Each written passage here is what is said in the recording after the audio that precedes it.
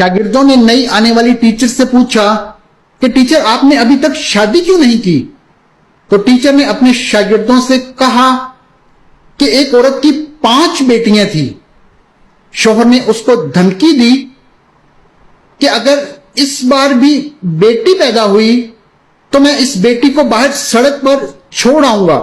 खुदा की मर्जी थी कि 6ठी बार भी बेटी ही पैदा हुई और शौहर ने बेटी को उठाया और रात के अंधेरे में शहर के बीच में एक चौक पर रख आया और पूरी रात इस नन्ही सी जान के लिए मां दुआ करती रही और बेटी को खुदा के सुपुर्द कर दिया। सुबह के वक्त वालिद जब चौक से गुजरा तो देखा किसी ने भी इसकी बच्ची को नहीं उठाया। बाप बेटी को वापस घर ले आया लेकिन दूसरी रात फिर चौक पर रखाया।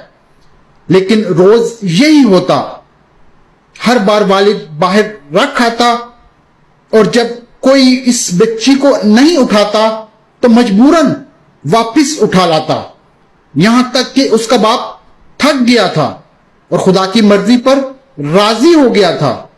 फिर खुदा ने कुछ ऐसा किया कि 1 साल बाद एक बेटा पैदा हुआ, लेकिन चंद दिनों बाद बेटियों में से एक बेटी की मौत हो गई। यहां तक कि 5 बेटे पैदा हुए, लेकिन हर बार बेटियों में से एक ना एक बेटी चली जाती।